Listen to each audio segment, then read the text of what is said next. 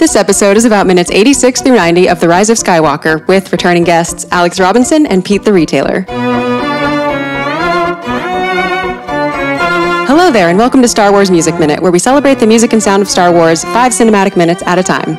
I'm Xanthe Tan, but you can call me Xanthe, and today is all about minutes 86 through 90 of Star Wars Episode 9, The Rise of Skywalker. In this excerpt of the film, Ben Solo speaks to his father and throws his lightsaber into the sea.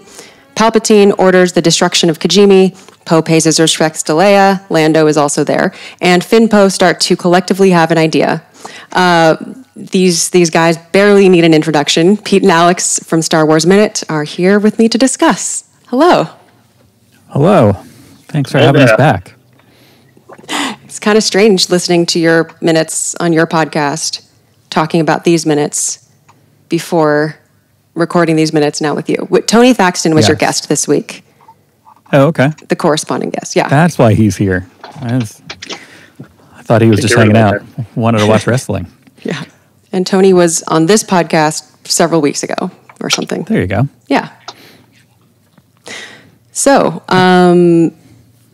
this set of minutes actually, because I know Pete and I, we like this movie.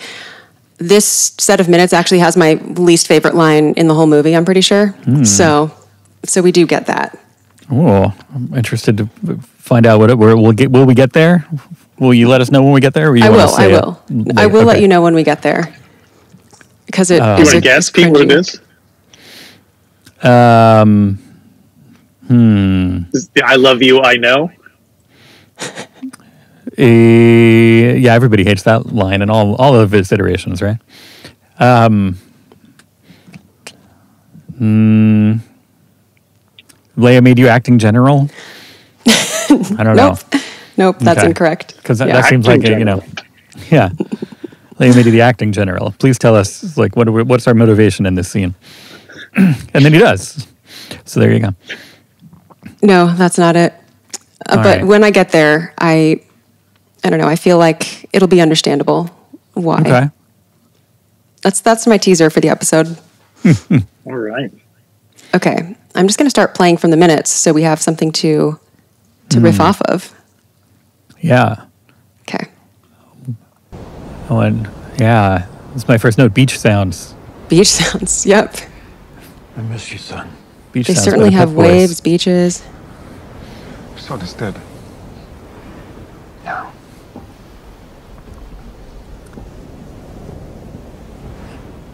Kylo Ren is dead. My son is And now we have music. This music makes me think of Dune. The original Dune?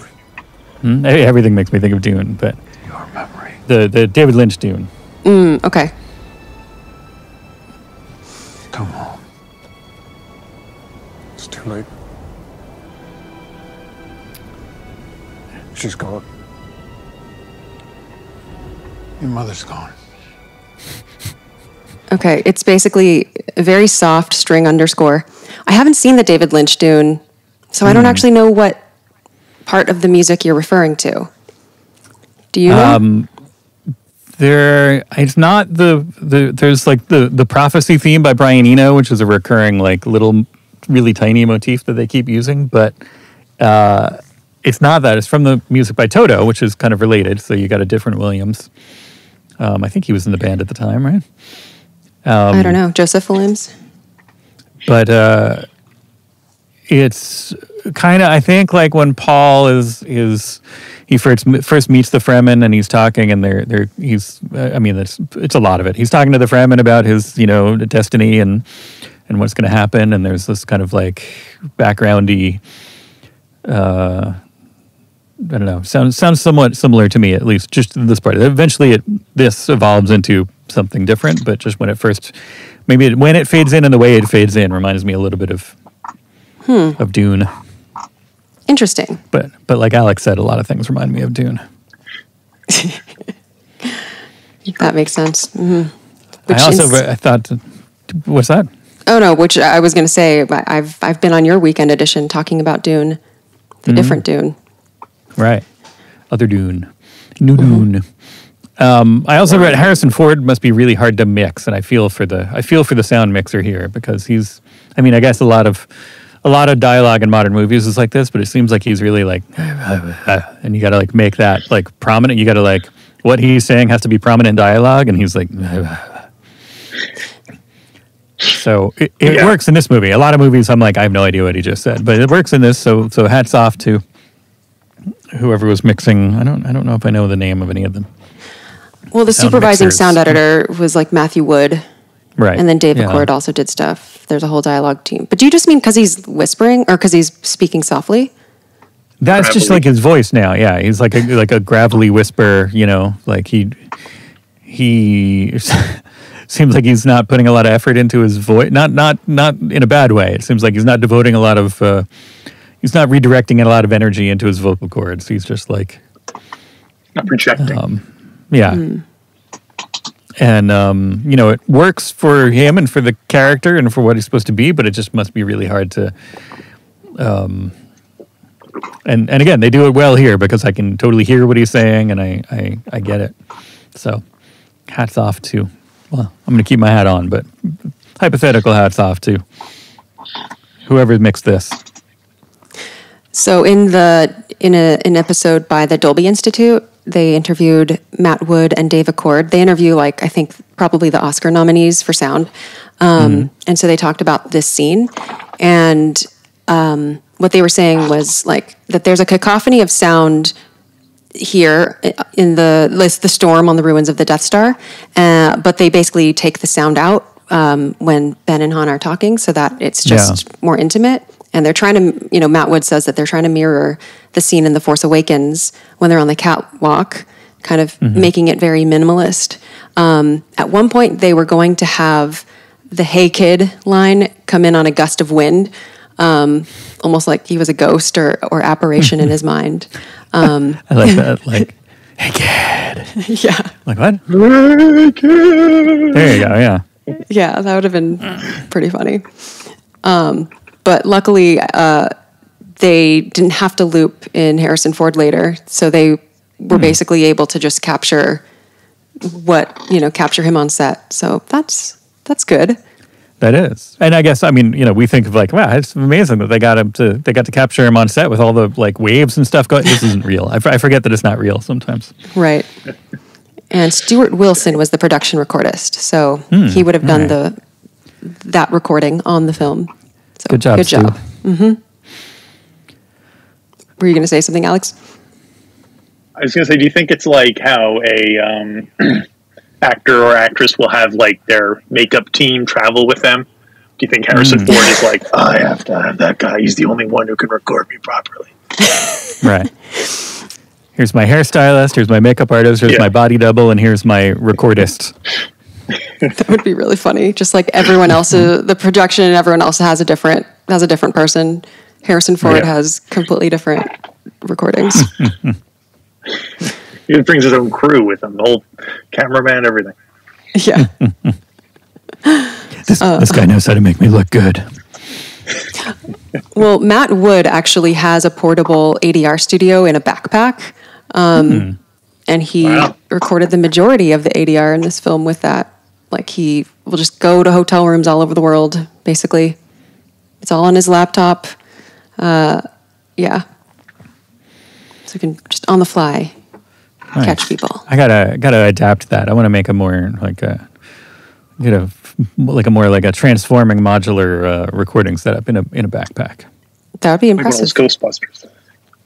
Kind of, yeah. Or like, have you seen the new Willy Wonka and the Chocolate Factory with Timothée Chalamet? No. Okay, it's pretty bad. But he has like That reminds me of Dune. like a mobile chocolate factory or something. It's Wow. yeah. That's You're not selling Pete on it.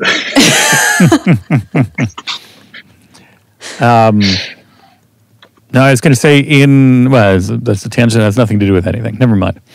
So the part that I have a question for you. I don't know. Maybe am I misreading this? That the music that I thought was Dune it eventually evolves, and does it turn into like a stringy version of the Kylo Ren theme, or is it a stringy version? A stringy version. It depends on how soon asparagus or something. You mean? Do you mean like what we've already heard, or do you mean like what's about to come up? As it comes up, but I guess we haven't gotten there yet. I guess so. Okay. Well, I'll keep another ear out for it. I don't trust my ears, but there is something that comes up in like maybe 40 seconds that is kind of an evil theme, a dark theme from this movie. But I'm going to play the beginning of the For Your Consideration track 15. It's called Advice. So we can hear this bit of music without the dialogue. And then I'll compare it to something else earlier in the movie. Okay. So this is what we're hearing now. Totally sounds like Dune.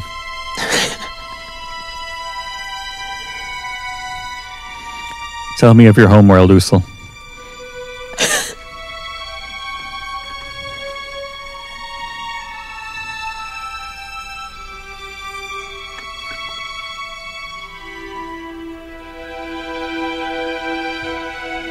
Okay, before we get too far, I want to play the scene from... Actually, this was Patrick Kottner's episode. The part where Rey is standing in the desert on Pasaana waiting for Kylo's tie whisper. Okay. I will play that part of the movie. So that would have been here at 2:30. Okay, it is coming up now. After this.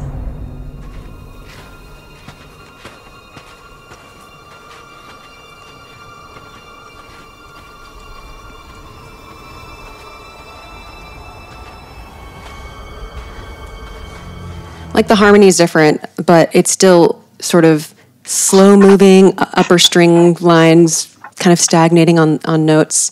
I think, I don't know, I feel a lot of, like, here's the one from this set of minutes. It's pretty similar.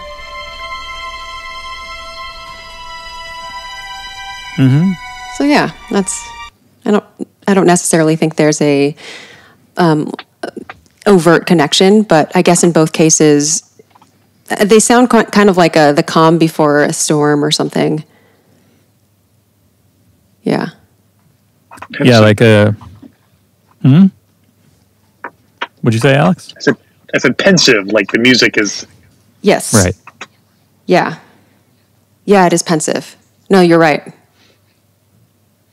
Yeah, that works better. That works for both. What were you going to say, Pete? No, I don't. I was wondering what Alex said, but yeah, I thematically I see it does evoke a similar feeling without being overtly the same thing. So I get it. I agree. Yeah, I now need to find a clip of the Dune thing that you're talking about, so I can compare it, or at least put the link in the show notes. If I didn't do that, listeners, link me to that, please. Or maybe I should just watch that movie. I don't know. Or maybe it's I'm trying to think of what part of it might be. Maybe it's when they're when they're traveling without moving. I don't know. You said, "Tell me of your homeworld," something. Yeah, tell me of your homeworld, Usul, but that might be a different. Yeah, the problem is I don't listen to a ton of soundtracks outside the movie, but Dune is one that I have listened to a million times. And anytime it rains, I like to put Dune on. For contrast, I guess. Yeah. Keeps everything dry. I see the logic. Mm-hmm. Do you put on Waterworld when it's hot outside? Yeah, I put on Ice Pirates. Yeah, so I weirdly, like, I know it outside of the, I'm thinking of it outside of the context of the movie, just purely on the soundtrack right now, which is unusual. Okay, I'm going to keep playing. All right.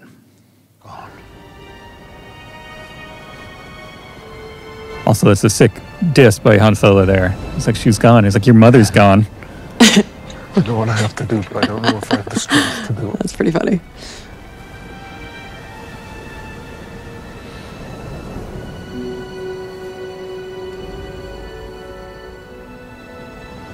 You do.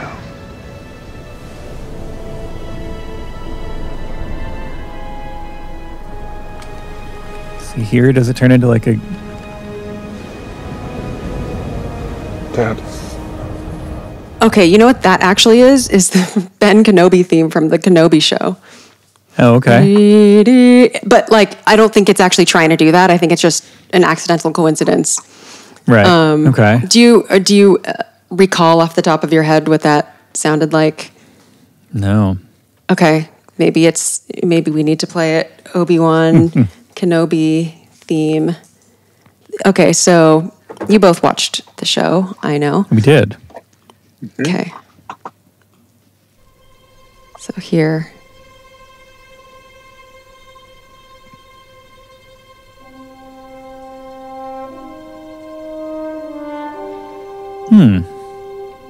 That does sound similar.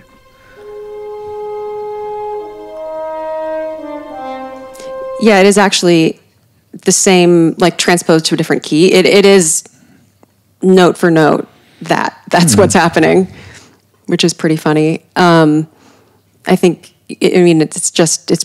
I doubt there's any connection, but I guess John Williams just wrote the same thing twice, which happens. Yeah, sure. Yeah. Yeah, let's hear that again.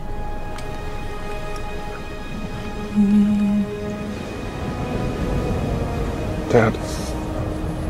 Yep, there it is.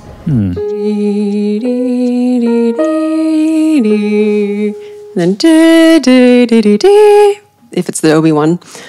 But yeah, I think it's actually something based on the Psalm of the Sith theme in reality, which is the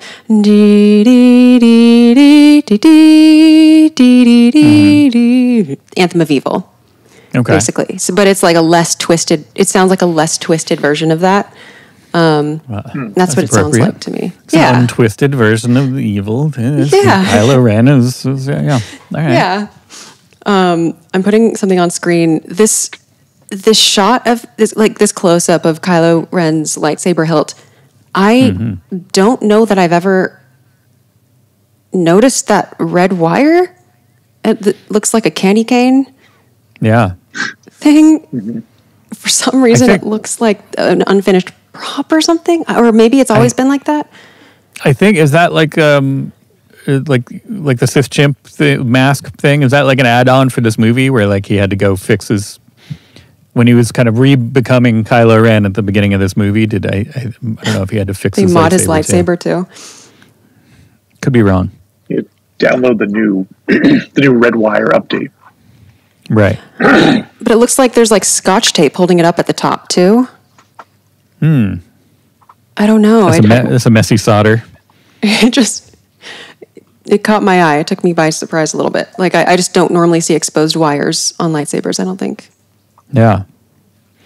Is this the only time someone says the word dad in Star Wars? You just say dad, right? No, wait. No, Dad, Tanwi's here. Oh, yeah. Oh, there you go. You're right. Asked and answered. He said, like, Obi-Wan never told you what had happened to your dad.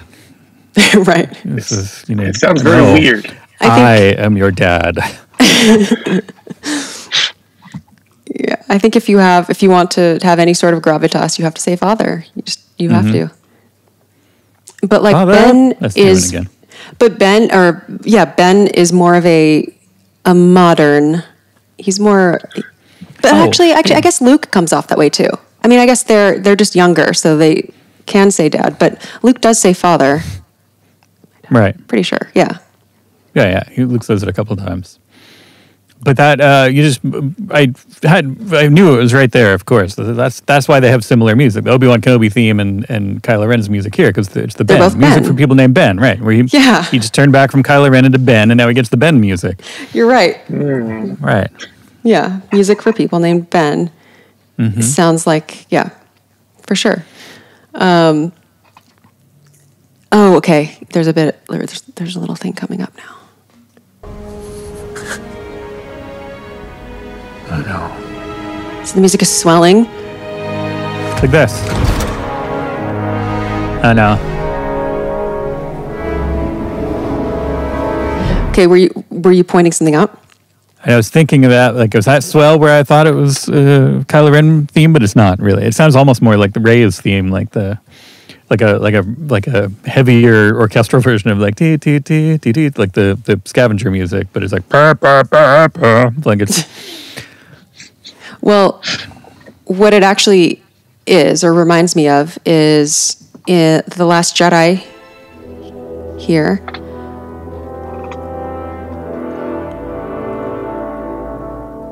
Mm-hmm. And that's when Leia, I'll just screenshot this here. It's when Leia they're in hyperspace, Leia's kind of looking somber by the window, and we hear that brass chorale. And in Frank Lehman's complete catalog of the musical themes of Star Wars, he calls that the resignation motif. Somber, brief brass chorale heard as Leia contemplates loss, and later when Poe first confronts Holdo. So that's what that reminds me of. It's a little confrontation music. Confrontation, but not like an angry case, like a. It's more somber. Mm-hmm. I have a question about John Williams. Do you notice any, he's been doing this for literally hundreds of years. Do you notice any difference between, like, his Star Wars original trilogy music and sequel? Is there, like, certain things that, that you can tell is a signature of his early work or whatever? Yeah, I think I can tell a difference between the original, the originals, the prequels, and the sequels. I think they all have a different sound to them, but also like a cohesive sound, sure. But I definitely feel like I can overall tell the difference. Now, if you took a very isolated moment of underscore and actually tested me, I might not be able to actually tell the difference, except I could probably tell the difference in recording quality, at least from the original trilogy, compared to the prequels and sequels.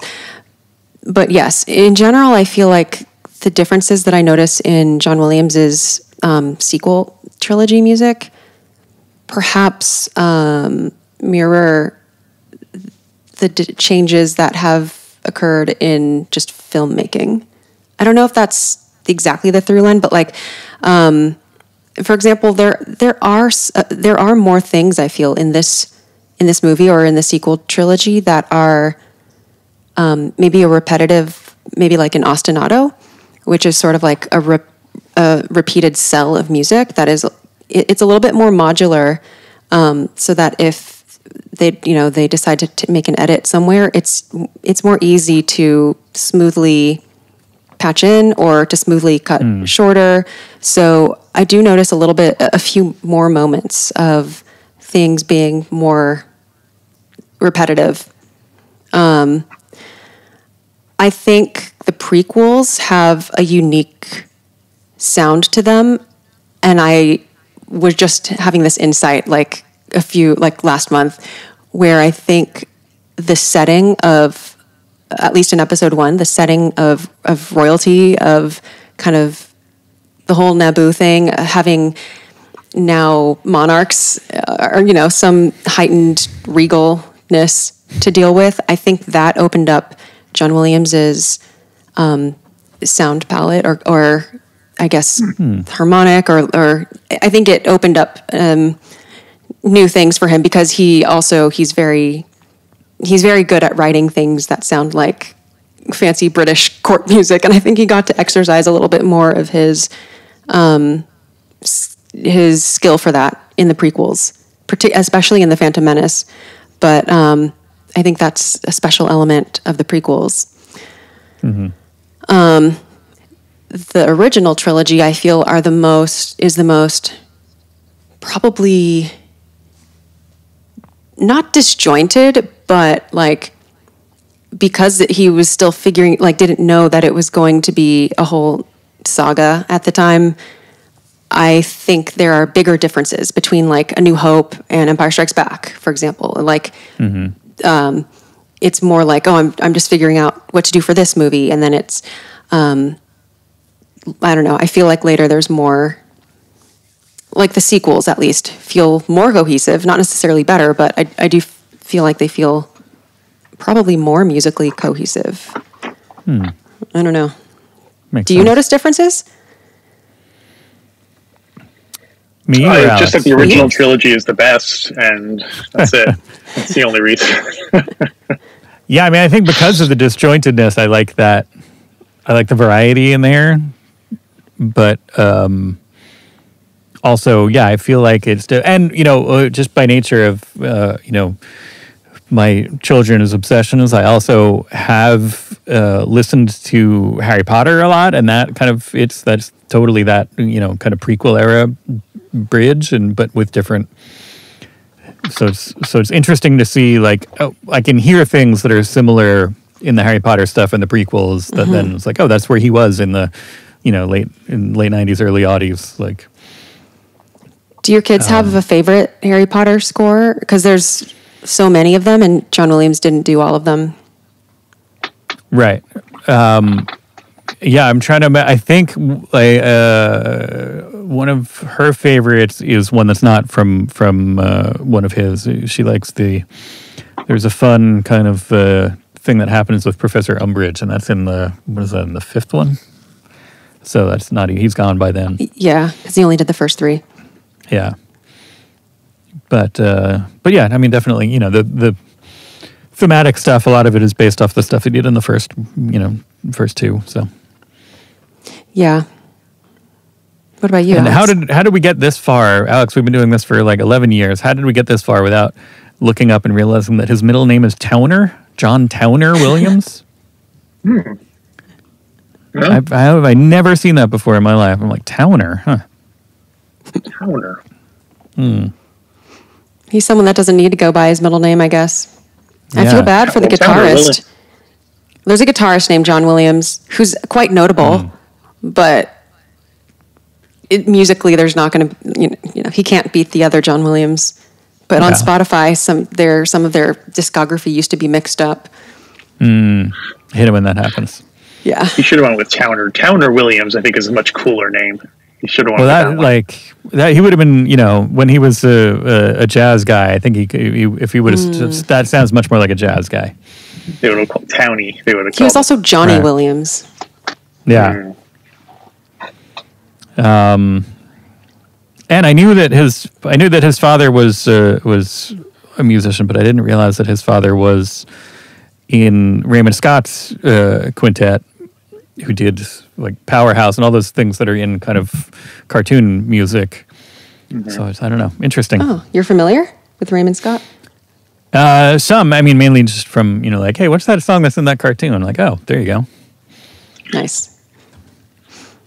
And Alex, you were going to answer whether you can hear a difference in John Williams' music in the sequels versus originals. No, I can't really. I mean, it's hard to tell because, like I probably have said every single time I've been on the show, I generally don't have a good ear for recognizing, music like that in movie context. And so, to me, the newer ones sound a lot more just kind of like, I don't know, samey. Maybe it has to do with that modularity you're talking about, that they kind of have to make everything match up with other segments more easily. But like I cannot tell you Ray's theme, even, and every time you guys go, oh, it goes like this, da da da da da da. I'm like, oh, right, okay, now I know it, and then gone out of my head. So that's interesting. Well, I mean, just like I guess in the originals, also there are cases where there was a theme and then it was kind of dropped, like the droids, or like where it didn't actually stand the test of time. Either he forgot about it or I don't know. In the sequels, we have things like Rose's theme, which was really big in The Last Jedi and is not at all in this movie. But Rose is also barely in this movie. So some themes, I think, have to be at the mercy of what happens to the story. Yeah.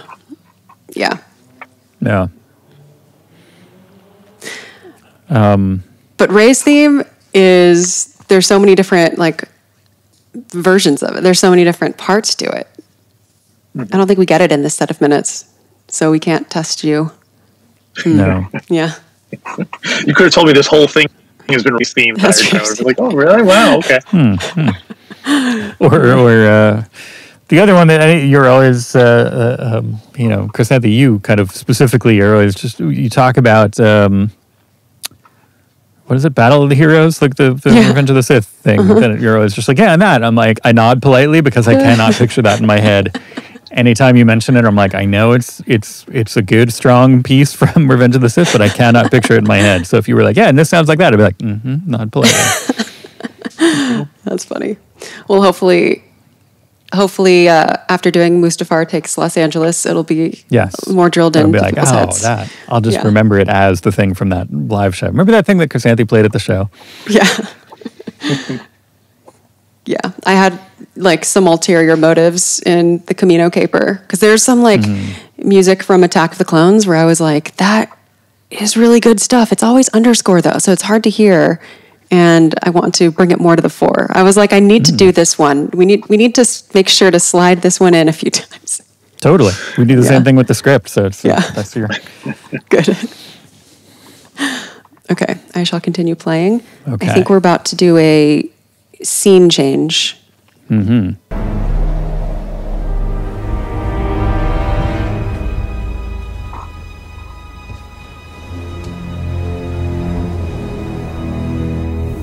Princess of Alderaan has disrupted my plan, but her foolish act will be in vain.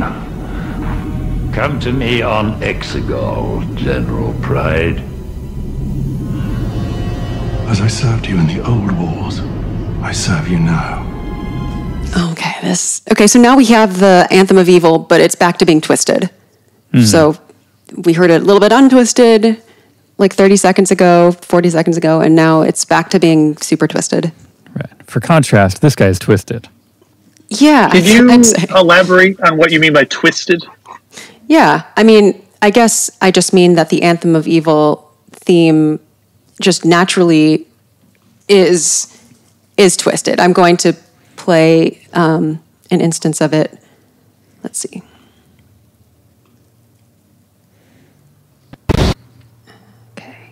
Ads. That was it. Okay, skip. No. Okay, here we go. That is twisted. Yeah, very evil.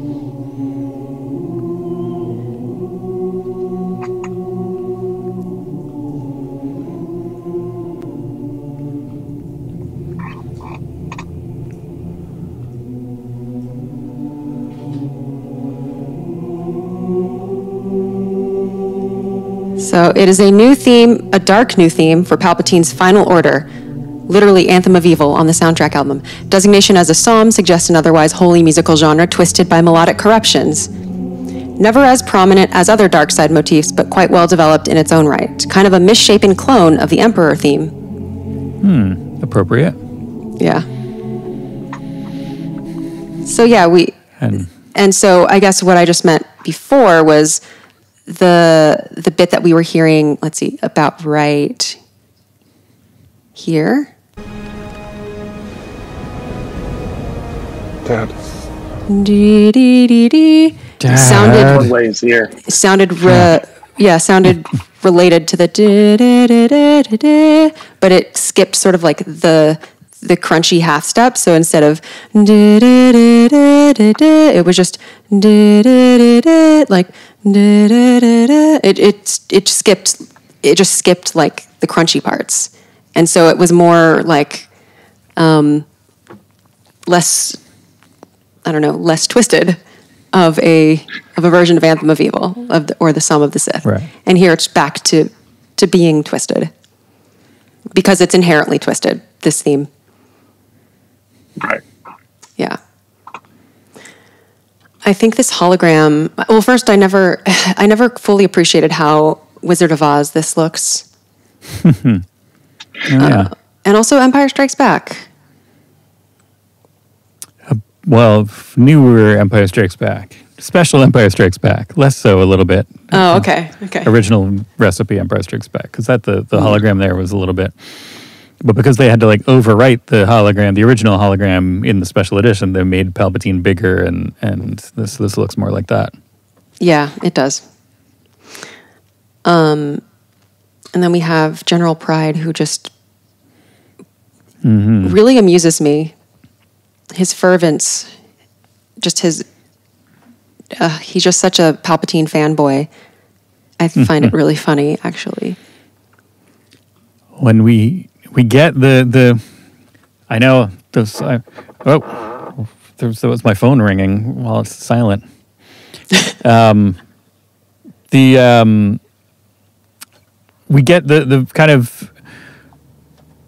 It's not a variation on it, but it's in the similar family to the sound that I'm always talking about, which is Aunt Beru's kitchen. And here behind the hologram here, we get a woob woob woob. That's choice woob woob woob. It's a good, and I'm assuming that's the hologram, like it's letting you know that he's talking to a hologram here. Yeah, I actually was thinking of it as the Death Star sound. With which part of the Death Star? I guess the ambient. Yeah. Right.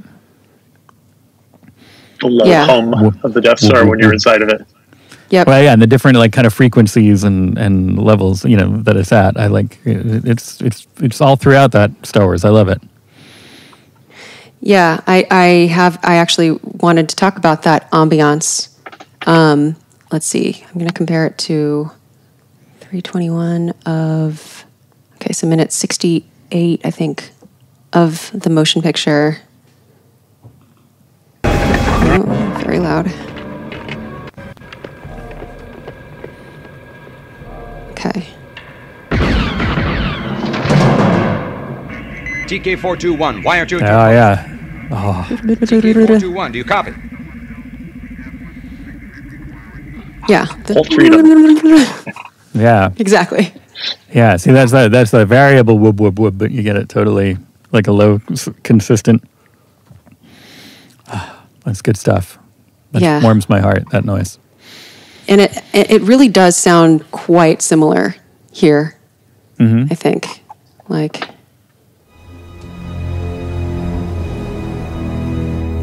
The Princess of Alderaan has disrupted my plan. But her foolish act will be in vain. Come to me on Exegol, General Pryde. As I served you in the old wars, I serve you now. Send a ship to a world they know. Let it burn. The final order begins. She will come. Her friends will follow. Yes, my lord. Yes. And the trumpet have to ramp up.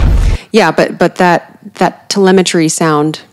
So the way that I don't know if they used like Ben Burtt's methods or recordings, but as you probably know, a lot of those sounds came from recordings off of an old shortwave radio from Ben Burtt's grandfather from the 1930s. I need a shortwave radio.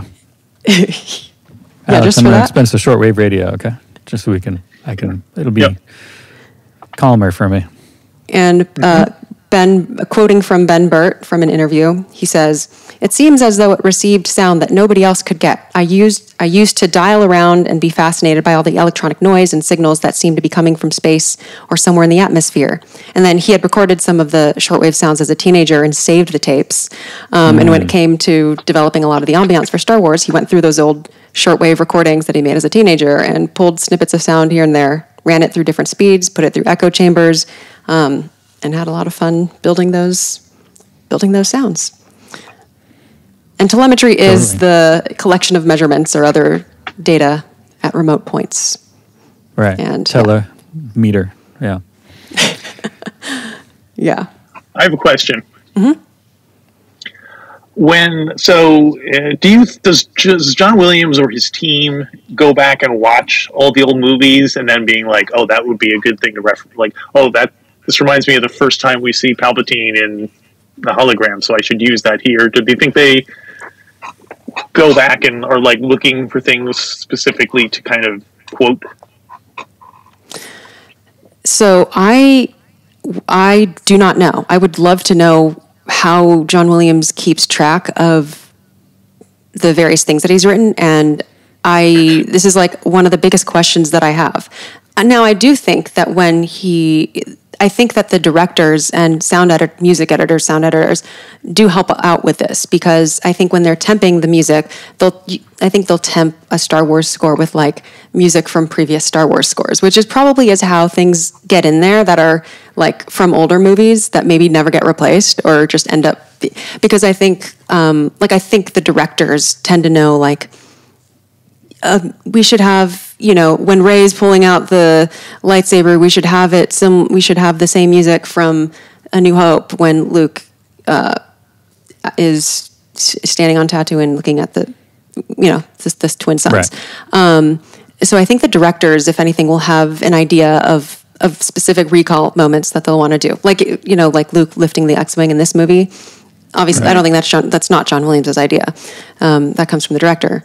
So I think a lot of that would come from the director, and they're the ones that are studying the old movies the most, probably. Especially like J.J. Abrams being like, oh yeah, and then this part from Star Wars, like totally, I can see him. Yeah. But then as for the other stuff, like I'm dying to know this. I want to know what, like how John Williams remembers things, if he has to be reminded of stuff, if he has an assistant that helps. I have no clue. I'm sure, yeah. Somebody who, like, at least secretive. One person. There's people standing around being like, he's like, hey, we got a part with an evil guy. Like, like a spitball crew of just people being like, oh, what about the evil sound from this? Just kind of remembering stuff from his past works, like experts. John Williams, people who know more about John Williams than John Williams does. He keeps suggesting things like, how about this? Da, da, da, da, da. Like, no, that's Superman. Oh, right. Yeah. Da, da, da, da, da. John, come on. Yeah. Towner. What's his name? Towns? Yeah, John Towner. Man. Yeah. Johnny Towner Williams. But then I feel like for the ones that feel that he has a really personal connection to, like some of the main themes, I feel like he would remember those. Like, yeah, like Leia, like Rey. He really loves Rey. So, yeah. I would love to know though. There's that new John Williams documentary coming out. Oh yeah. Maybe they'll spill all his secrets there. Probably not though. Maybe that would be good, because he's getting old, and he was like, you know what? Here are my secrets, and it's like like a magician revealing his tricks, and all of a sudden everybody's like, oh wait, I can do that. Turned out it was all AI the whole time. It's just feeding stuff into a computer. Yeah, I need to know if there's another biography being written about him. I guess. Oh, Tim Grieving is writing an. Okay, I'm just looking on JW Fan Network. Okay, Tim Grieving, who is like a music writer, has announced the first English biography on John Williams to be released in 2025. First English biography? Does that imply that there were other? I don't know. That's a great question. Like, who got this first? Right. Maybe there were some written in music. Wow. Imagine scoring the John Williams biography. Like, even just scoring the John Williams film documentary. I feel like that would be very intimidating. Oh, yeah, that's got to be, Yeah. It would just be all source music, nothing original. Right. Or Toto music. It says Starship. That would be a good. Oh yeah, there you go. It says it's featuring 175 exclusive interviews, including Steven Spielberg, Oliver Stone, George Miller, Mia Farrow, Hans Zimmer, Yo-Yo Ma, etc. Session musicians, family members, and friends. Now, but hopefully it also features interviews with John Williams, because plenty of people speak on him. I want to get inside of his brain, though. This is the unauthorized one. He had nothing to do with this one. It'd be good if it built up, and then it's just like you talk to him in the last couple of minutes only. You know what I mean? It's like all this build up, and then it's like, there's this like reveal where it's like, you get to like 40 minutes, an hour in, and you're like, I guess they're not going to talk to him. And then suddenly it's just like, it's like, so we ended up getting John Williams. And he's like, okay, here's what happened. Scene. Fine. Yeah. Okay, I shall continue playing. Woob, woob, woob, woob, woob, woob.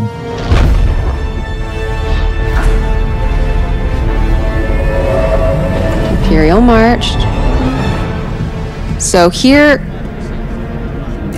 Kajimi is about to die. Kajimi is in range. Fire. There's the Anthem of Evil again. Did you catch it? Yeah. Yeah. That kind of like that thing. Well, no, funny. I wrote about that too because that it's a unique sound, that gun. It's not. It's meant to be like, oh, it's kind of like using Death Star technology, but it's a new thing, and then it's like, so it's a different. It's not just a Death Star blast, and it's not a regular blast. It's like a slightly different sound, which I like that. Yeah, I guess it is. Is this the first time we've seen? This is the first time we've had this particular planet-killing weapon. Sith fleet thing, yeah. Yeah. It is okay. I want to hear that again.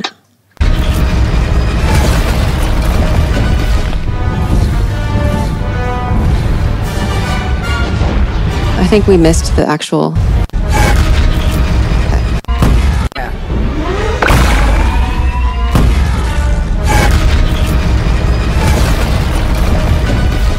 It's a very sounds aggressive a little prequely. punch. Yeah. A little prequely. None of that sounded like Star Wars. What do you mean? I don't know. Like if I was just thinking, like if someone was doing a test and they were playing audio of different science fiction properties, I don't think I would have picked that out as Star Wars. Oh, I'm not saying that as a criticism. Just that it sounds different. None of like the lasers sounded like Star Wars lasers. But again, not a criticism. Just saying that it sounds different. Then it's good that they keep mixing it up. I wonder if that's because it had less of the bounciness to it. I'm not sure. It had more thud, I feel. And that would be an interesting game, though, is to play snippets of science fiction things and see how many you can identify. Yeah. From sound effects. That's DUNE, obviously. Yeah, for sure. Although they reuse a lot of them for other things. Something you'd be like, oh sorry, that was from, Star Crash. Like, oh. The Wilhelm scream. Yeah.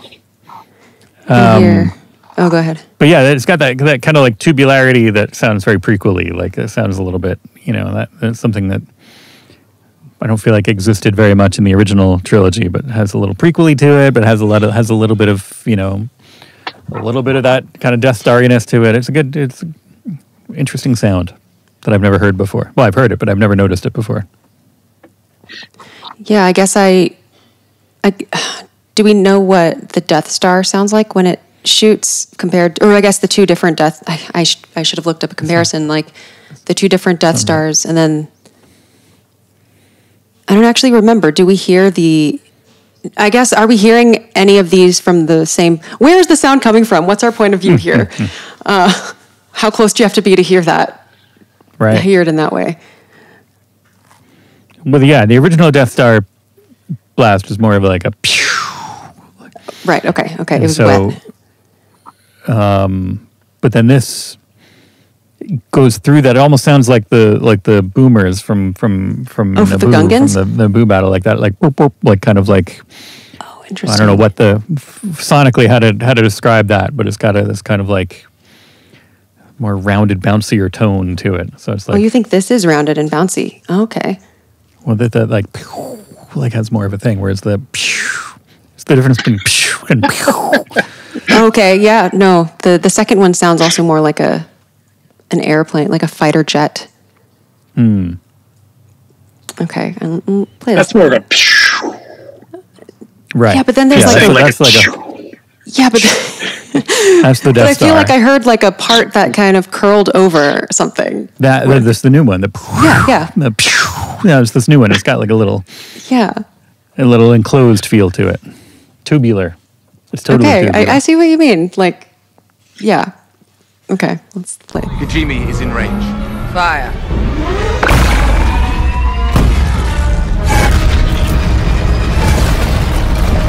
Okay, so there are 4 separate hits. What are those hits coming from? Does it take 4 hits to do it, or? Never made it without fighting. I feel like I see only one blast. Yeah. Or are they re-showing the same thing from different angles, or? Or They shot it once. They had to film it from a lot of different angles, so in case they didn't. so they in case it just got gave messed us up. like It's a like few different Zabriskie versions. Yeah, no, I'm just wondering if that's actually what happened. If now I'm just gonna have to watch it. Okay, I can't show it, but okay. Oh, okay. I'll explain in a second. Fire. Okay, so first we see the blast from this perspective. Like we see it exiting I don't know what it's called, the barrel of the space gun. And then, it is multiple. I think it's the last one is the view of it hitting the surface because it comes out, but then it also hits. Right. Okay. Yeah. So, and then it's like, transfer time coming out of the gun, and then when it hits, you get a different. Which we don't. I guess we don't get that in. Normally, you're shooting something that's close, so you just get like in one go. But like having a yeah, I guess more. Yeah, It's more tubular that way. Yeah. So the tubular one, was it the first one, the second, the third, or the fourth? It's at the beginning, that more where it's Okay. kind of first was coming out. Okay. So, Yeah, that. yeah. Interesting. It's like there's actually two impacts and there's two like sounds when it's coming out. I don't know why there are two. It doesn't look wrong when I watch it, but I don't know. Yeah. 'Cause it's the Sith. Always two there are. There you go. Okay. Where were we? We were okay. They have just everybody's blown up Kijimi. Kijimi, how? And then we hear the Psalm of the Sith on low brass with kind of a which kind of is reminiscent of the Imperial March. Then we're going to have another scene transition.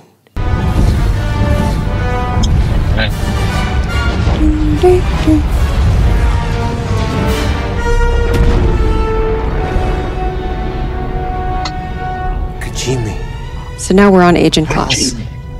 A blast How? from a Star Destroyer. A ship from the new Sith fleet. Out of the unknowns. Somehow, The Empress sent a Kenobi has ship been from destroyed. Exegol. Does that mean every ship in the fleet? Yeah. Do you recognize the music in the background? It's pretty soft. Let's hear again. Out of the unknowns. The Empress sent a ship from Exegol. Oh, there you go. Every Yeah. ship in the fleet Has planet-killing weapons, of course they do. Yeah. It's the Emperor. All of them. This is how he finishes it. Listen. It's on every frequency. The Resistance is dead. Yep. It's the Emperor Yeah. with voices.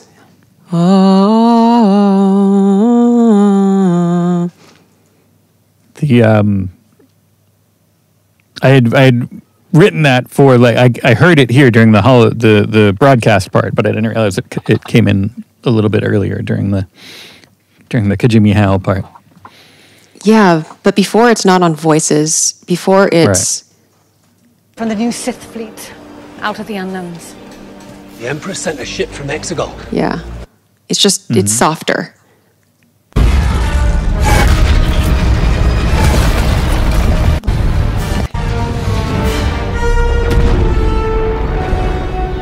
So it'll be pretty soon. Kijimi. How? How? A blast from a Star Destroyer. A ship from the new Sith fleet. Out of the So unknowns. here I'd say it's already being Ship set up. from Exegol. Does that mean every ship in the fleet has... Has planet-killing weapons, of course they do. All of them. This is how he finishes it. Listen. It's on every frequency. I think that's a funny leap in logic. I guess it makes sense, but I would never would have been able to finish that sentence. No, it doesn't make any sense. Like, It's does stupid. that mean every ship in the fleet has planet-killing weapons? This is not this is not the line, by the way. But still, it is like, oh, Poe, that's very perceptive. That's correct, actually. That's just indicating that he's force sensitive. Yeah. I thought that for a second. I was like, yeah, wait, isn't he? Oh, no, it's the other guy. You mean Finn? Yeah.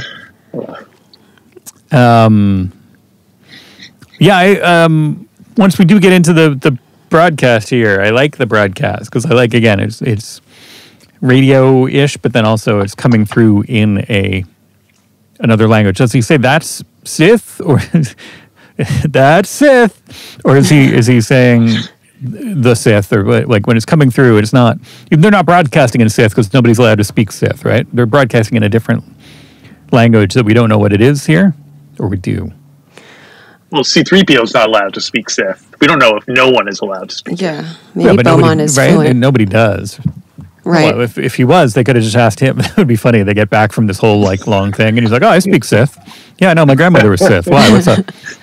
Yeah, like Summered on Exegol every year was great. Yeah.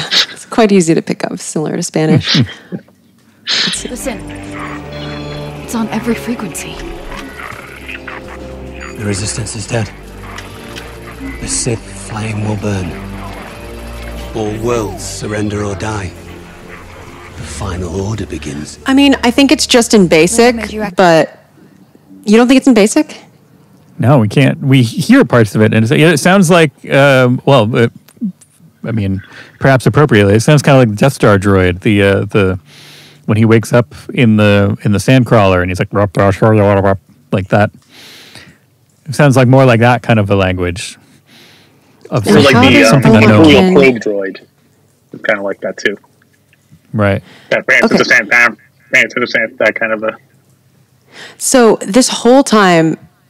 Okay, so Beaumont is translating this. Does he speak? Could he have translated the dagger?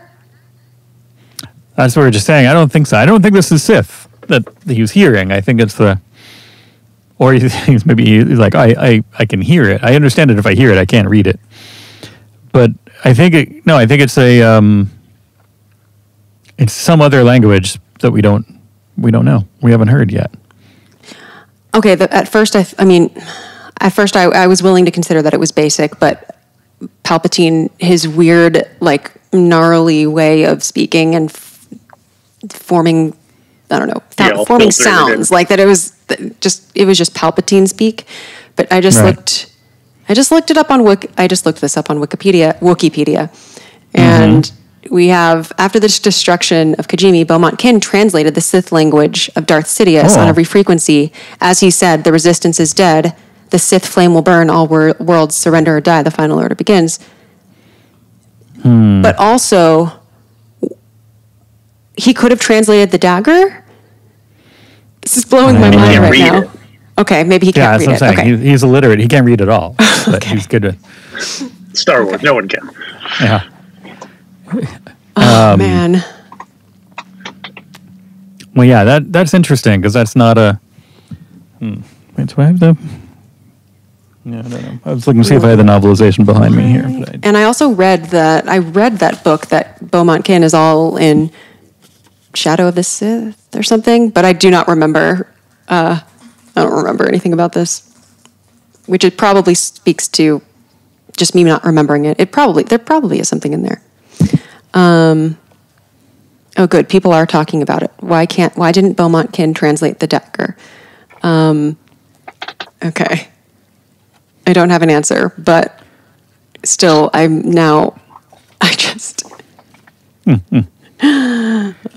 still like the movie, but it does. It's not something you want to look at too closely. You don't want to break it down minute by minute. Yeah. Yeah, I mean, I'm willing to believe that he doesn't read it. Like that seems probable. Yeah. Like anything. We get I forgot there was a little cutaway to Babu Frick and Zori Bliss on Kijimi when this blast happens. Really? Yeah. In the novelization. Well, in the novelization, I guess maybe they knew that Babu Frick was going to be a thing by that point. I don't know. A red glow, barely more than a dot, coming from the northwest. The dot grew and brightened and Babu muttered a prayer. I think I read this in our episode about this. He closed his eyes against the painful brightness and accepted his fate, but then he heard a familiar voice from somewhere, from someone he thought long gone, saying, Babu, hurry, we only have a few seconds. And that's when she picks him up in the Y-Wing, and then that's when we see him later. Yeah, they're fixing, making sure the continuity's there. Then, all right, things happen a little bit differently, because then right after Kijimi blows up, then Poe, Finn, Chewie, and the droids, then they land in the base. And that's when he finds out that Leia is no longer with us. So I don't know. I'm trying to find this scene in here, and it's a little bit of a mess. There's I'm reading about trying to find the broadcast. The Sith flame will burn. I'm rewatching Lost at the moment.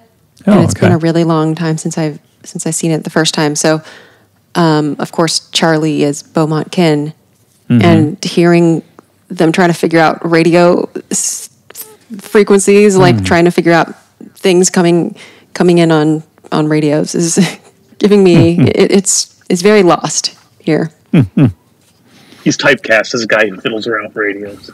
Right. Yeah. Is that inspired by the Getting Lost documentary? No, it wasn't. But also, no, it wasn't inspired by that. But I have to finish Lost before I see that documentary. So I know gives them some time to get distribution. Yeah. I saw the documentary and it totally made me want to rewatch Lost because I haven't seen it since it was on. But I was really? Oh, man. Did you remember? And I just didn't remember very much of it.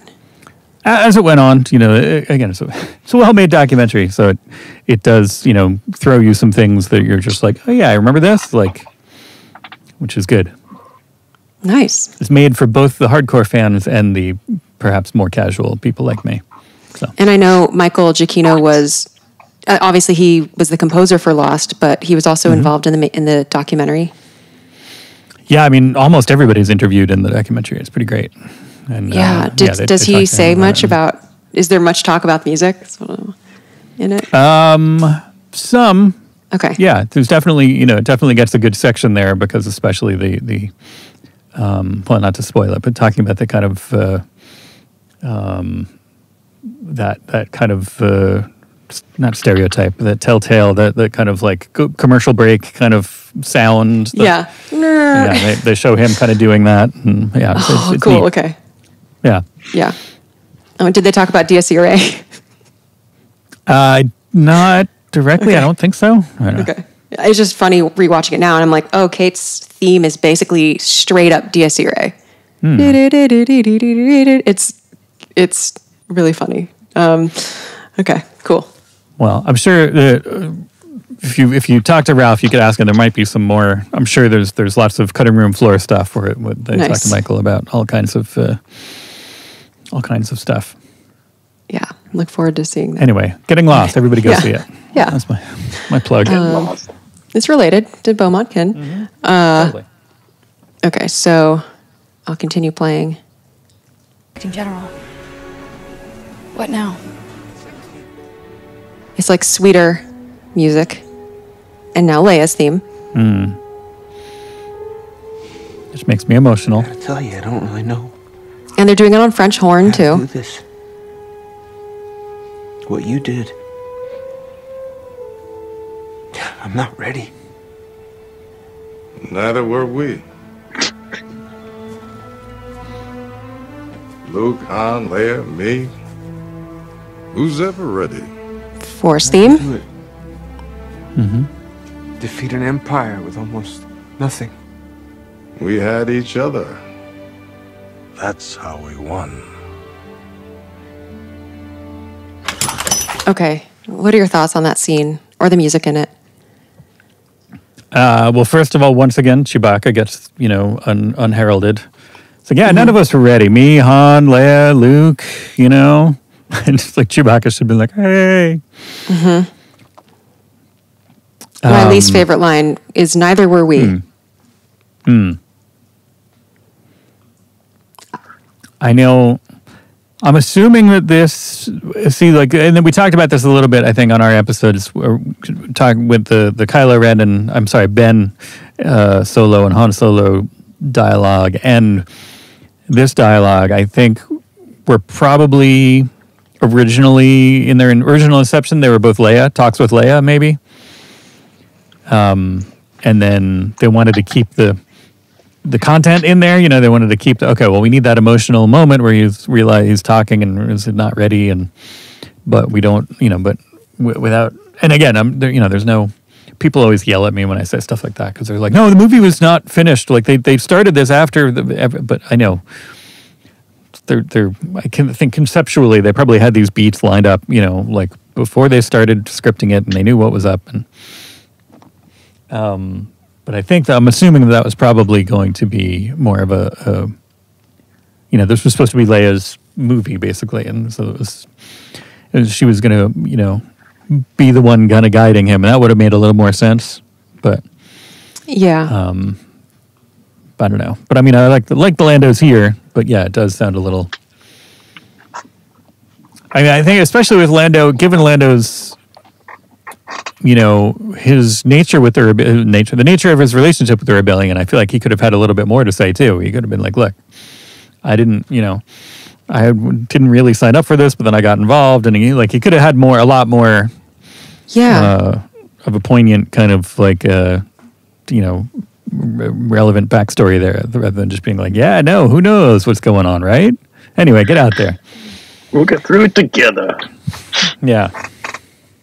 Yeah, I actually do feel like that. I don't know if I would have actually liked this, but just right now, I think I would have actually liked if Lando did more explicitly say like that the presentation of Lando is kind of just approximating what his character was in the original trilogy to close enough. He was also a rebel.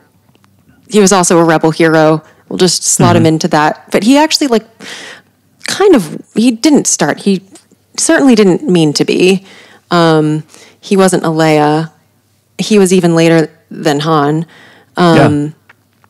So yeah, it's like, okay, Lando is like a C-tier rebel hero here. We're pretending that he is Luke, Han, Leia, me. Was just one of the crew.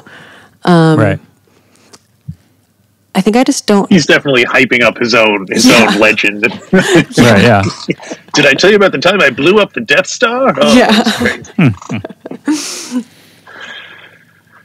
I don't know, the neither were we line. I think what I don't like about it is that Lando is just eavesdropping and just hiding. Right. While this Poe's, because he jumps in during Poe's private moment to say that, and then it just turns into an inspirational thing. Like Poe has no problem with it. Apparently, just the cameo-ness of it is and here I am. Neither were we. It's I don't know. Maybe I'd prefer that Lando we're already in the scene, and Poe is talking to Lando. Maybe rather than Lando showing up to give his little soundbite. Well, especially also because we already had a Lando reveal. This almost makes it seem like it's the first time we see him, where he's like, oh, neither will we, Because then we're going to get another one later, too. Yeah. Yeah. He was an entrance, that guy. Yeah. I think it should have been, Poe should have been kneeling and kind of quietly, basically, praying or kind of, communing, kind of having this moment where he's trying to, mulling over what to do. And Lando should have just walked by and be like, hello, what have we here? Should have been, he should have had one of his catchphrases ready to go. Totally. And Poe would be like, I'm just, I'm trying to figure, I'm just sad that Leia's gone because I want to ask her for advice. And then he could have been like, I wasn't a rebel to begin with. I was thinking about that line, and it's weird because I think Luke and Lando only have one scene together. When Lando's bringing Luke down in the Falcon, and Luke's got his hand cut off and stuff. Do they have any other scenes together in the entire? Well, I mean, they're in the same briefing, place, and they're both in the same place in the Sarlacc pit. That's true. They're both Sarlacc adjacent, so Yeah. yeah. And Anyway, just adding to the fact that Lando is giving himself an upgrade by the fact that I never had any scenes with Luke, mind you, but we were close. Yeah, I feel like slightly gaslit as a viewer. Like, yeah, Lando and Luke, best friends.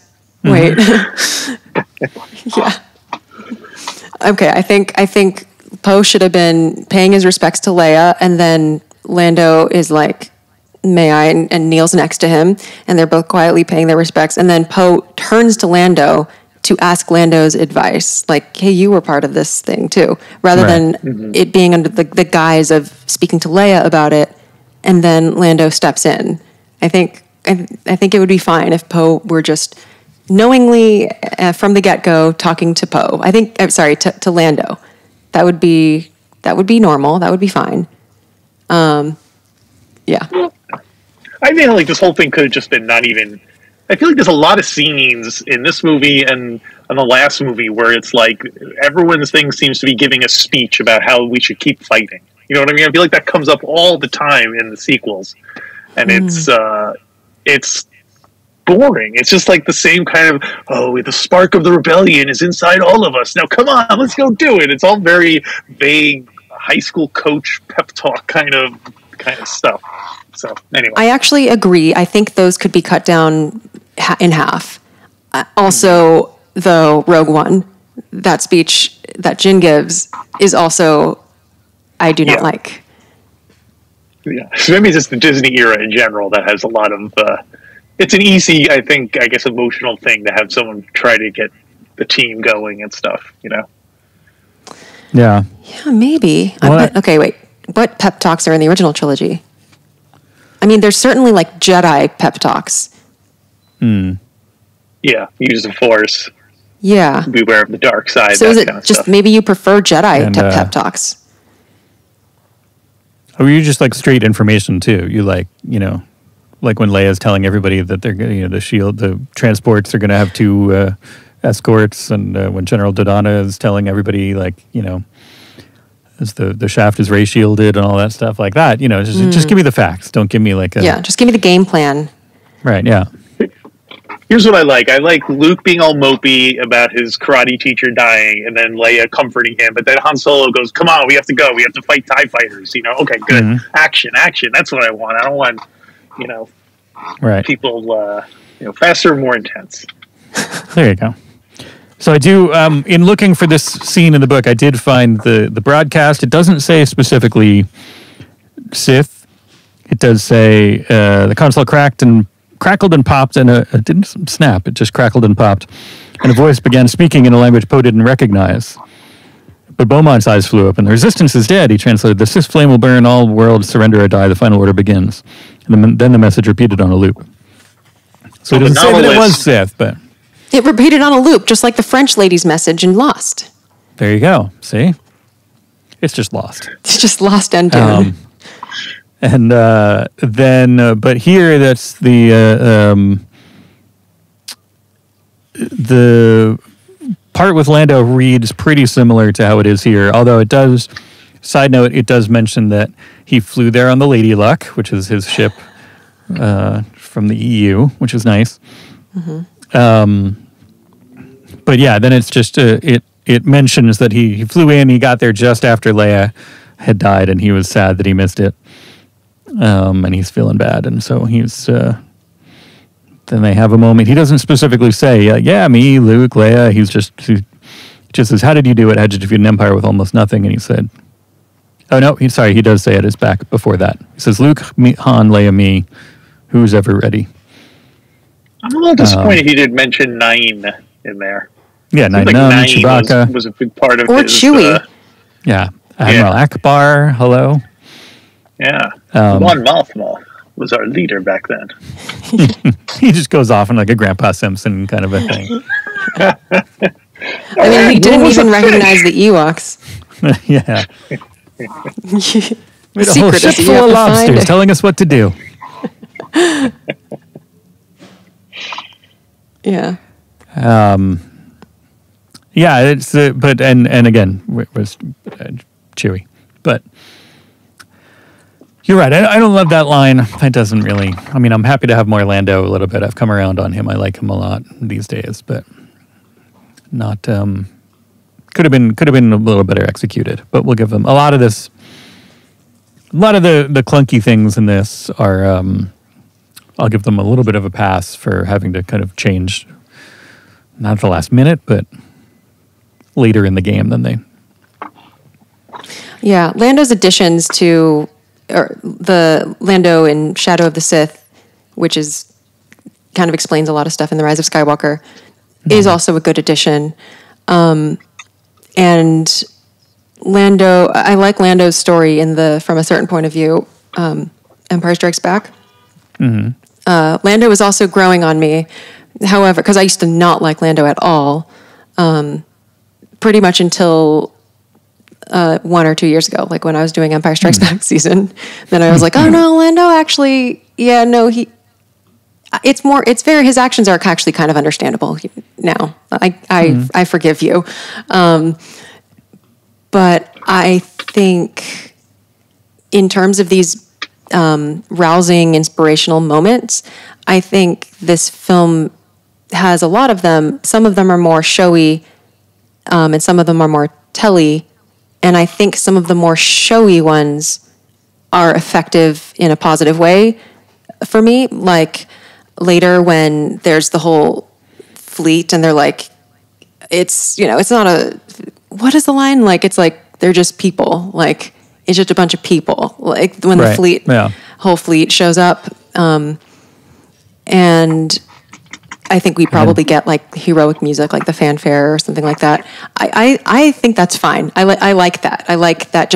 I like seeing that everyone actually did show up, and kind of the music doing the commentary of like, this is the inspirational part. Look, everyone did show up. Like they didn't show up for the Battle of Crate, but they showed up here.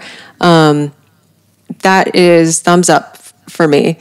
But then just saying it, like, it doesn't land as much. Yeah. I don't know how you felt about that moment.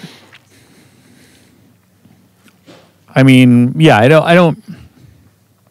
mean, I could tell, they wanted Poe to have a bout of self-doubt and come out of it somehow. They wanted him to, and I don't know. If you have Lando there, I guess that's, I feel like they could have done it better. They could have, I don't know. Like, what if he was just like looking at if he was like standing there and then just like picked up like next to Leia's, little shroud there was a little picture of like, them, like somebody took a picture from like after the Battle of Yavin, they're like, and he just like looked at that and then had the same kind of realization. I don't know how it would have been better, but I understand what they wanted to do.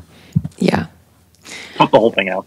Yeah, exactly. And ultimately, it was fine. I think Lando's inclusions in this movie in general it could have been done better. But I don't know. I don't know how. Yeah. Okay. Then we have about 15, 20 seconds left, and I'll continue playing. Hey, don't touch that. That's my friend. Sorry. She is gone? Yeah, she's gone. I don't know where. I miss her. I miss her too. So what's your name? I gotta talk to you about something. So is Dio talking about Leia there? I miss her, or Rey? I miss her. I think he's talking about Rey, right? Because Finn's talking about Rey, right? I assume. Yeah. That's all Finn ever talks about is Rey. Yeah, that's all he ever says.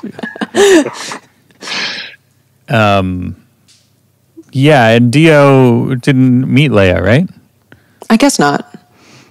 He could just be programmed to mimic whatever the emotions of the person who he's speaking to. You know what I mean? If someone's like, I really miss her, he's like, I miss her too.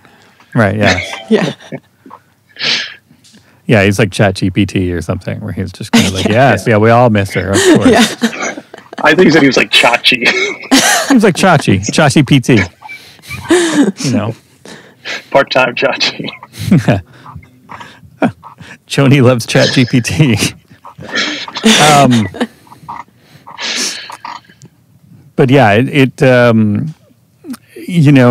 does, Dio's an interesting, Dio's sound is definitely more. It's like kind of like an 80s TV robot. What's an example of an 80s TV robot? Like when robots talk like this. Right. Like if somebody was like, didn't like Urkel make a robot of himself or something, or some wasn't there like or is that 90s? I don't know. But like if something was like, if they were going to make something like Tweaky, I guess a little bit, he's a more 70s TV robot. Why can't I think of 80s TV? I feel like 80s TV, everybody was a robot on TV in the 80s. What about the robot in Rocky 4? There you go. He's like Rocky's robot. There's a I didn't get it. I didn't get far enough in the Rocky franchise. Is there actually a robot in Rocky 4? Yeah, he bought Paulie a robot.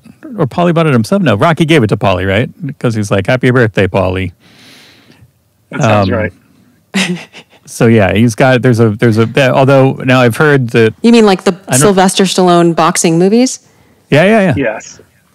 Okay. In the fourth movie, he's very rich and self-satisfied and spoiled, and as a symbol of this, he's buying someone a robot as like, hey, look, that's how rich I am. I can buy people robots. Wow, that's so surprising. Just because it's the other movies are, I feel like the first Rocky is so grounded in realism. Oh yeah. Oh no, it's very cartoony. Each one gets progressively sillier and more cartoony. Except for I guess 5, and I don't know about that. I don't even know. Well, I googled 80s TV robot. So is it any of these? Okay. No. Those are some good robot. Oh man, Transformers are 80s robots. Yeah, but they talk more like people than Dio does. Riptide, there you go. Robaz from Riptide, there you go. That's that one that has no picture. It's just a gray thing that says the word Riptide on it. That's a good example of an 80s TV robot. Robaz from Riptide. I think he talked. I know, but the nerd controlled him. But that's good. Yeah, it seems like that kind of a thing where it was just like. It's like, oh, we'll have him. We'll put a little put a filter on it, make his voice sound tinny, and have it be like kind of almost clockwork sounding, where and it's like repeating, like what's the robot from Pee-wee's Playhouse, that kind of a thing too. That's another one where it's like he sounds too much like JJ thought a robot would sound when he was growing up. And even though that's out of place, and even though, the robots that we've seen in Star Wars, all, for the most part, they sound more like either, total beeps and boops, or they just talk, like people. More fluent or something. Yeah. In whatever language it is. Yeah. I do think it makes sense given the sort of primitive design. Like, Dio is a very simple robot. Mm-hmm. But, I mean, it's like, I don't know. Yeah. It's like 8-bit version of right. You should really only have like 6 preloaded phrases, though. Right. You know what I mean? Yes, no. Sad, I love you. Sad, happy. That's all you can say. Yes, no. Ray. Where's Ray? He's like a parrot. He just learns whatever the owner keeps repeating. Yeah. Do you? I've got a bad feeling about this. Is the J.J. Abrams-ness of it distracting for you? Like, can you tell that? Okay. It's not for me. Really? I just think it's like, I don't know if it's necessarily I feel like Dio is almost like too, like BB-8 was like, okay, here's a cute little robot. Now we're going to have an even smaller robot that's even cuter than BB. It's like a little too, it's like one. It's also like how, it's like one of those little Legos where they try to give you a Lego thing, but it's only like 4 pieces. You know what I mean? Mm-hmm. You've done those advent calendars. You know what I'm talking about, right? Yeah, sure. I'm great. Those are, I'm really bad at Lego. So the Star Wars Lego advent calendar, a lot of them I cannot do. They're too hard. Like it's really sad. Wow. Yeah. So whenever it's just like a figure with like a head or a hat, I'm like, oh, I got this one. Well, in that case, Dio is perfect. He's perfectly designed to be a cheap Lego toy. But and also, I don't know. I think it's introducing all these new characters in the last movie is kind of a, you have her, you have him, you have all these new. You have what's her name? Beaumont. Felicity, Zori. Beaumont. Zoe Bliss. Yeah. Mark Hamill's character. All those characters. Who else does Mark Hamill play? Bolo, is that his name? He's the guy who gives them the plan. Oh, Bulio. Yeah, okay. Gets his head cut off, yeah. Bulio, right, okay. Bulio. Yeah. I thought you meant Luke Skywalker, but yeah. Yeah, I was like... Yeah, Mark Hamill's character from Star Wars. What's that guy's name? Bringing back. Yeah. General Pryde, another new character. That's true. Though General Pryde feels lived in to me for some reason. And I don't know why. He's a type, I guess. It does seem weird that it's a tradition of, for the most part, you just get new Imperial officers every movie. Yeah. But it does seem weird that they did that and then had it be like, yes, I've served you forever. It's like, well, that's true. That's true. I haven't seen you forever. Like if they would have kept one of the guys from, if it would have been like a Piet situation where you have one guy who's in all three of these, Piet's not in both three, but that same idea. I have some continuity with the one guy, and then you can be like, hey, well, I've served you for, as I served you before. Or really, that should have been Phasma. Phasma should have come back from the dead, which is one of my complaints about this movie is that Phasma does not come back from the dead. And Phasma should have been the one to be like, yes, I've served you forever. No. Phasma feels like she has her own priorities. I feel like she wouldn't be interested in the Force stuff, in the Palpatine stuff, where Pryde feels like he almost, like he likes the Forcey stuff. Yeah. All this, government stuff is secondary. Government military stuff is secondary to him. He's just like, it's more Sith. Yeah. He's like a wannabe Sith apprentice. Maybe he's hoping to get that gig. Maybe. Because it's kind of creepy stuff to witness, but he seems like unfazed by it. He's like, okay, sure. Let's do this. Yeah. Maybe in Return of the Jedi, he's like his face he's like a guard or something. Yeah, that would have been a cool thing too. Just have it be, somebody that was unaccounted for from the original trilogy. They can't just retcon that. They can't just have him be like, they could. You Captain Imperial Scrapey scum. or whatever. Yeah. Yeah, one of well, those no, that guys. guy gets knocked over a ledge, right? The rebel scum guy. That. Yeah. Well, I used to think that it was Christopher Walken, and then everyone was like, "Oh, you need to know who Richard E. Grant is." And since then, I have seen Withnail and I, and I can now tell the two of them apart. Okay. Yeah, this is my journey. Did it add to your? Were you able to see like, oh, that was a young General Pryde? Now I could see what he was like as a younger man. Yeah, I mean, he's very different in that movie. Right. Doesn't he have scenes with Rick Ollier in there too? Does he? Conflating things. I don't know. But he was also like barely recognizable in it. I was like, oh, interesting. That's cool. Yeah. It's probably 35 years ago or something. Yeah. But they got, I'm trying to, Ralph Brown is Rick Ollier, who was in, I don't know if they have, I'm pretty sure he was in it, I just don't know if they have scenes together, because I do not know. Yeah, he's Danny the drug dealer. Oh, okay. Well, Withnail's in like all of the scenes, I feel. He's not, or most of them. Right. Yeah. Anyway. Yes. Maybe they're in scenes together.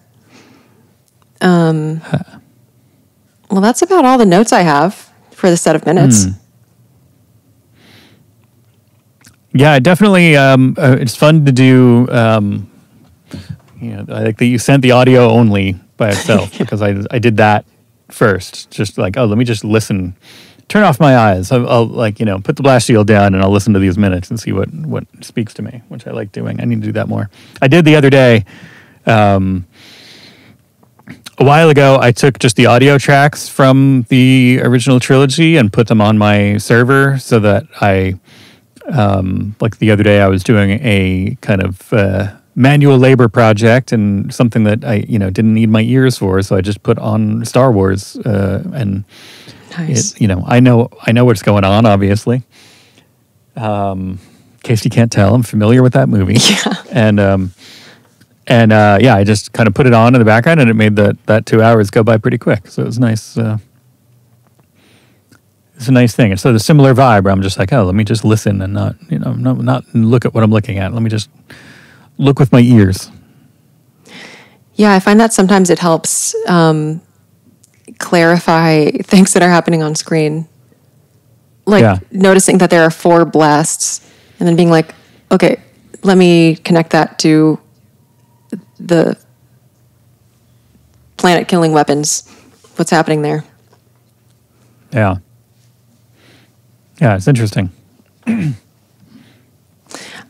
I'm like finishing up your season from like last year, and all the times that like you or a guest mentioned me or like something about the music, I'm like, I want to respond.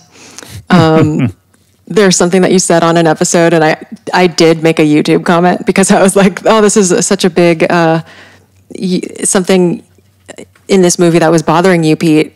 It was like you were noticing like the music dropping out at a certain part, and you thought it was maybe a mistake or something. And that's something that I think brought up as a thing that I have liked.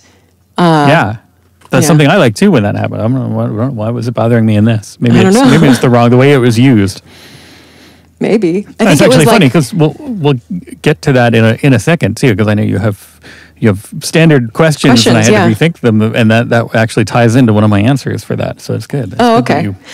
I think you were talking about later in this movie when Finn and Jannah are like doing heroic stuff, and the music kind of drops out, and it's maybe a part where Finn is doing like I'm feeling a force sensitivity thing or something. And I think that the particular way that the music sometimes stalls, like on a note, gets really soft to leave space for like a moment like that, I feel like happens in a lot of Star Warses. But yeah, I guess to some people it could sound like a mistake. Yeah. Anyway, do either of you have any more thoughts about this film in general over these minutes? I was going to say something. I don't know, and it's weird because I don't know if this is something we've already brought up when we covered the show, so I could very well be repeating the brilliant idea I had from last year. But the scene where Han Solo is trying to convince Kylo Ren to go back to the good side, it occurred to me that the last time we saw something like this happen is when Darth Vader was watching Luke be electrocuted, and Vader's like, oh, what do I do? Would it have worked if we basically cut to inside Anakin's head and it was Padme's Force Ghost basically doing the same thing to Anakin, saying like, come on, you're not like this. Like, you're not going to electrocute our son or whatever. And then basically that's what you basically see what's going on in his head. Let's do that for the special edition, shall we? Well, you just made me think of I would like to ruin it one further. Okay. I'm gonna go like an EU level of ruining. And this is not a slight on EU. There's lots of good stuff in the EU, but like if I wanted to, what if I went and wrote that there's some kind of energy, there's some kind of crystal or whatever in that room, in that particular area that kind of dampens the dark side kind of like fervor, and that because both things the dark side. Exactly, and both things happen in like the exact same place, more or less. Like that they're right outside of Sheev's throne room, and so that whatever it is in that thing made Darth Vader question himself, and now is making Kylo Ren question himself. So there's some kind of artifact there that's making that happen. And then my story is about a team of wacky kind of ragtag bunch of misfits who have to go rescue that artifact. I like it. Let's do it. Yeah. I'll give you $120 million. All right. Yeah, great idea. Those are all my thoughts on The Rise of Skywalker. Yeah. All right. Well, I'll do the themes and then we'll do the questionnaire. The musical themes that we hear in this set of minutes are Some of the Sith, Resignation, Emperor, Leia, and the Force theme. And then in the soundtrack, nothing from here is on the commercial OST. But if you have the For Your Consideration soundtrack, the beginning of this is track 15, Advice. And I heard. Yeah. I heard Disney's finally, they're going to re-release Psalm of the Sith finally. They're going to put a little warning behind it telling that it's racially insensitive, but they're going to... No, that's a bad joke. I'm sorry. Okay. It's like, I don't know, your fourth time or third time or something. I think maybe fourth time. No, answering the Star Wars Music Minute questionnaire. Are you ready? Or do you want to hear your answers after? Your old answers? I figure give your new answers first, and then I'll remind you of your old answers. And we'll see how unoriginal we are. Yeah. Okay.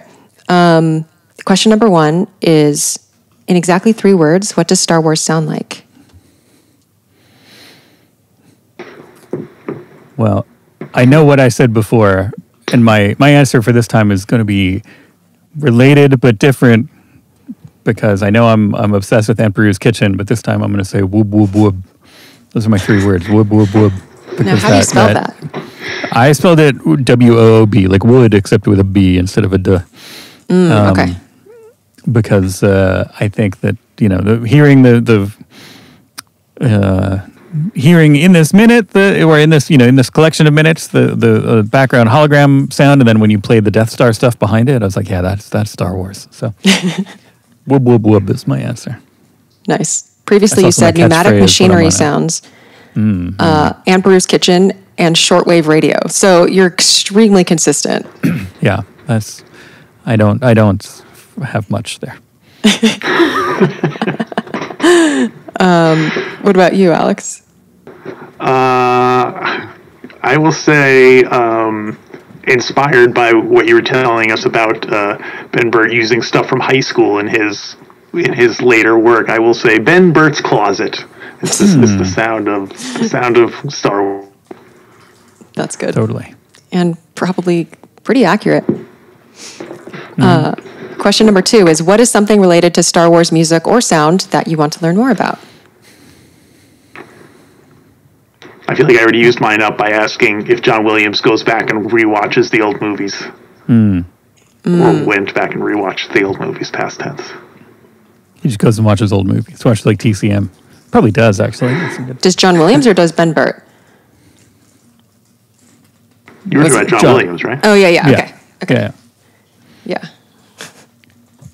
Well, I feel like we also covered mine a little bit too, but I want to make it a more of a formal question and saying, like, what percentage of the movie has no music?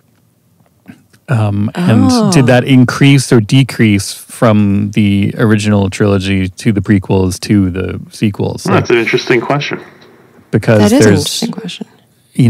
There's times that like every time I watch Star Wars, which is a lot, or every time I listen to Star Wars with no. Just the other day, I said I was listening to it, and I was like once again impressed with how there's no music during the trash compactor really until it starts kind of like happening. There's how much time they spend. No, not even. I think is there some music when it's happening? And there's mainly that kind of like mechanical. The sounds, yeah. Kind of pulsing, which sounds musical, but I don't know if there's any score in there. I feel like there is. But I feel like the scenes where he's like, shut them down, all of them. I feel like there's a dun, dun, like a kind of... Yeah, there is music. Right, yeah. But there's also some sound. There's a lot of it where there's not, where they're just standing around, you hear splashing and them moving around and clanking, and impressed with stuff like that, knowing when to not, put music in there, when letting the movie do its own work with, and there's times where it's, beautiful and synergetic, where you're adding the stuff in, and then let the movie breathe on its own for a little bit. And so I want to know what the percentage is of scored to not scored for each movie, and whether that's how does that track trilogy to trilogy. Interesting. I'd be interested in that too, just more statistics in general.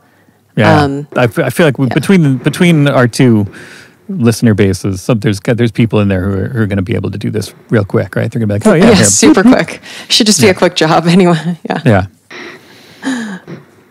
What about you? Oh, previously, Pete, you said that you wanted to watch a sound design commentary from Ben Burtt or any sound department special, and then also you want to watch the movie with no added sound or music, ideally just what was captured on set. Yeah, I almost wrote that for today. That's funny. I really do have nothing. I'm one note. And then you also said that you have a TV show proposal of What Is That with Ben Burtt. Oh, yeah. That's a good one. I watched that. Didn't he just did another, like there was just a new reveal not too long ago, I think. In the last year or so, there was like him on a panel or on doing something, and he got to go through what a famous sound was, and I was so impressed. Did you I think watch it was new. I can't remember what it was. I think I watched a YouTube clip of it, and I was like, oh yeah. Oh, neat. But now I can't remember what it was. Unless maybe it wasn't new. Maybe it was just an old thing that was just rediscovered. I listened. Now I forgot the name of the show. It's one of the other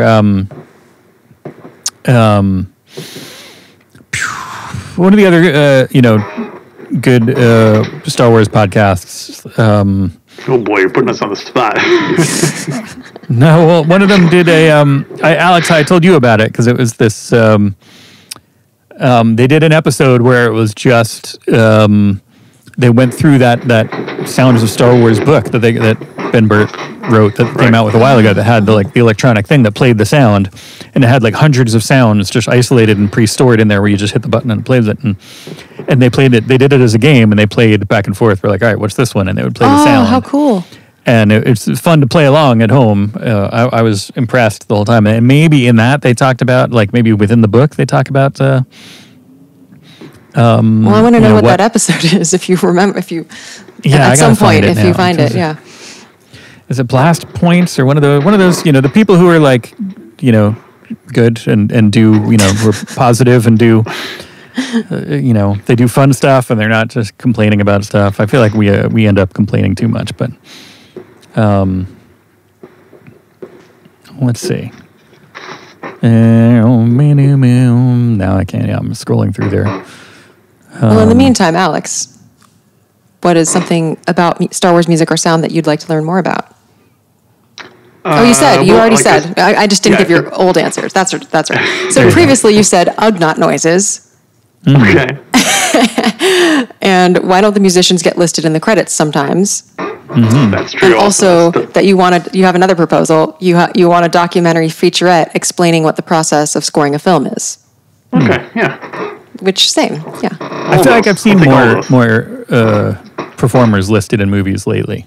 Yeah, lately. I think it's a newer thing. Mm-hmm. To confirm, it is Blast Points. They did an episode called Name That Star Wars Sound. So great. Shout out to those guys. I will definitely put a link in the show notes. So people who want to find that. Okay, finally, what is a score or soundtrack that you're fond of besides anything Star Wars? Well, I've been in.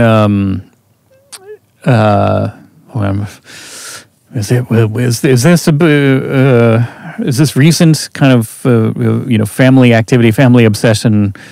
Is it long-winded enough that I would have mentioned it last time? But my son and I have been watching a lot of Transformers and reading some G.I. Joe stuff, and so the G.I. Joe and Transformers had a lot of overlap music library, and so we have a record of the music from the Transformers cartoon, the original 80s Transformers cartoon, and then there's both that and there's a G.I. Joe one too, and I made a playlist of the two of them together and often shuffle that up because they reused a lot of the same music between the two of them because it was all the same studio. So is this an official commercial release? Yeah, it's like a boutique label or something, but it is official. It's like, and it doesn't have everything. There's songs that are on there that I remember existing that I would like to have on there, and there are people who have bootlegged stuff and made much longer playlists of music from this stuff. But I've been really digging the work. There was Johnny Douglas, and I forgot who did. I just looked it up. Johnny Douglas and Robert Walsh. Okay, for Transformers. And then did they also do the G.I. Joe? There was some overlap, but I think somebody else did most of the G.I. Joe stuff. Like they liberally used between those two shows and in Humanoids and a couple of the other. So there are two G.I. Joe shows? There were a few later, but G.I. Joe it started out as two different mini-series, and then they came back and made it an actual series. But G.I. Joe Real American Hero from 85 85, 84, 85. I just looked up G.I. Joe, Real American Hero, 1983, and it's the same. It's the same guys, Johnny Douglas and Robert Walsh. I feel like there's somebody else who was involved in there maybe at some point, but I don't know. Maybe it's after Transformers changes seasons after the movie, but yeah, there's good good music in there that I enjoy listening to. Either that or the rest of the maybe I said this last time, but since it's spooky season right now and we're recording this, the rest of the Addams Family music, besides the theme song, the rest of the album by Vic Mizzy is fantastic. Besides the theme song. Besides the theme song. The theme song's great, but there's like, they just re-released that a couple of years ago on vinyl and also on streaming platforms, I think. But the deeper cuts on the Addams Family TV show, soundtrack by Vic Mizzy, fantastic. Oh, okay. So, yeah, Vic Mizzy, I see. So was that for the TV show? Yeah. Yeah, okay. For the 60s TV show. Oh, I haven't seen that. I've only seen the movie. And Wednesday. But I like the Addams Family. I've considered checking out the show. I think there's a I don't know if you know the streaming service Pluto that just has a bunch of, I think there's an all Addams Family channel at least around, autumn, around Halloween time. Oh, nice. There's usually right on just 24/7 Addams Family. So okay. Well, your previous answers, low risk, high reward. So. Yeah, your previous answers were Fight Club and The Black Hole. Yeah, that sounds right. And That's Alex? I will say the soundtrack to the film Magnolia, which is predominantly music by Amy Mann. I would be interested if more.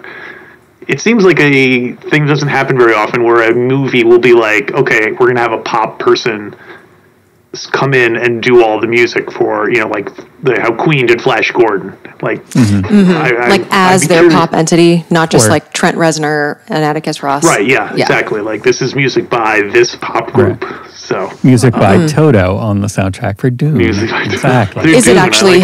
Is that actually how the soundtrack for Dune? It is. Okay, so it is soundtrack by Toto. Although Prophecy theme by Brian Eno, and there's that's a whole different thing there that they got. Yeah. Brian Eno wrote like a 4-note thing, and then got like with Toto and Brian Eno, and Toto was a little bit like, really? Come on. Magnolia was your previous answer, Alex. Oh. There you go. And you've also said Superman. Oh yeah, Superman's great. Are any of the Amy Mann songs on Magnolia diegetic, or is it all like score? They're singing that one, right? There's at least one diegenic part. Oh, interesting. Okay. Because someone's playing on the radio and then they turn it down. Oh, that's fun. And there's actually a scene where the characters all sing like they're in a musical. They all just stop and lip sync to the Amy Mann song. So that is fun. Have you seen Trap, the new, relatively recent M. Night Shyamalan movie? Mm-hmm. Okay, so there's like a whole there's like a pop star in the movie. So like there's a lot. They made a whole soundtrack that's like of diegetically performed songs in there. Cool. Yeah. But anyway, thanks for answering again. I think the fourth time. Yeah. Good answers. Some extremely consistent ones, surprisingly. We're nothing if not consistent. Well, what are you working on these days? Like anything that you want to plug? I know you have live table reads coming up. Yeah, I mean, Mustafar LA is the live read of Revenge of the Sith, which is in-person tickets are sold out if you go to mustafarla.com. The live stream tickets are still available. In-person is sold out. Live stream is still available and will be. You can watch it for up to a week afterwards. And the first two that we did, and of course, as many of you I'm sure know, because Xanthe was our wonderful music accompanist on those. It's the NabooMovie.com and CaminoCaper.com. It's Camino with a K. My fault. Was that an accident? Both of those are available for free on YouTube. Caper with a K. Caper with a K. Yeah. Camino with a K, that's not my fault. Yeah. That's George Lucas's fault. But Camino with a K is Caper with a K. I should just buy with a C and also redirect it there. I don't know why I haven't done that. It would cost me like $10 to like just make it easier. Just be like, yeah, however you want to spell caper, go for it. But both those are available for free on YouTube, and that's what we've been kind of focusing on. We're in theory coming back with some new stuff, not too far down the road, but that's nothing official there right now. Alex is still working on Godfather Minute. As of this recording, we have 10 episodes left. Wow! And you do one a week or one a month? One a week. Okay.